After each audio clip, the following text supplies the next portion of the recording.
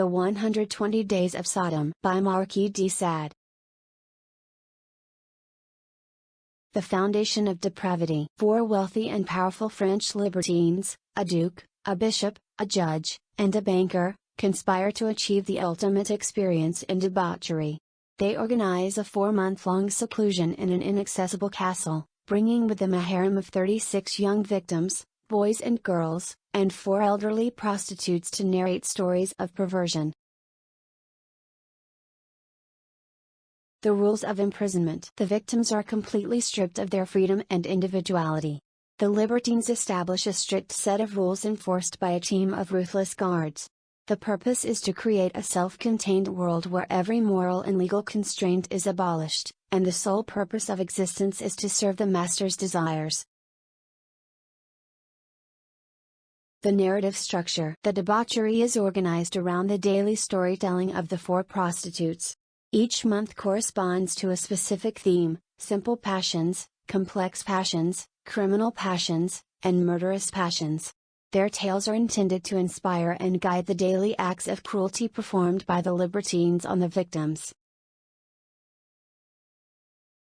The escalation of passions. Inspired by the stories, the libertines act out their simple and complex passions. These initial acts focus on non-lethal but extreme forms of sexual violence, humiliation, and defilement. The victims are treated as objects to be used and broken for the amusement of the masters. The descent into criminality. As the narratives progress to criminal passions, the acts of the libertines become more violent and dangerous. The line between pleasure and torture blurs completely.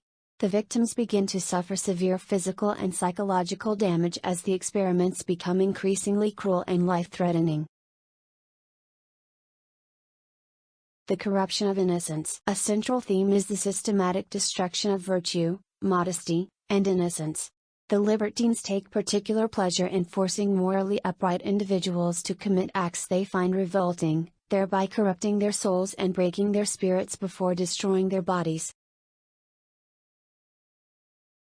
The celebration of perversion. Every form of sexual and violent perversion imaginable is described and enacted. The narrative is an exhaustive catalogue of human cruelty, focusing on blasphemy, scatology, and sadism.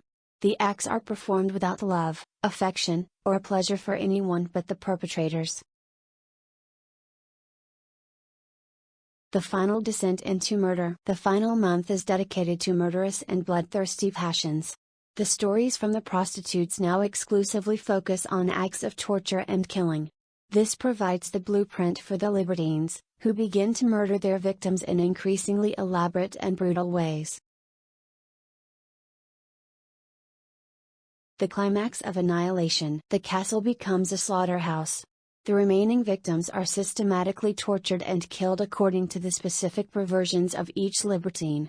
The narrative describes these final acts of murder in graphic, horrific detail, emphasizing the absolute power of the masters and the complete powerlessness of the victims. The aftermath and impunity. Having fulfilled all their desires and exterminated their victims, the 4 libertines conclude their pact. They leave the castle, having suffered no consequences for their actions. The ending underscores a central theme, that absolute power and wealth can operate outside all moral and legal frameworks without punishment. The 120 Days of Sodom is a systematic and exhaustive exploration of absolute human depravity. It depicts a world stripped of all morality, religion, and law, where unlimited power and freedom lead not to enlightenment but to horrific, self-gratifying cruelty. The book serves as a profoundly disturbing philosophical treatise on the darkest potential of the human condition when completely unconstrained.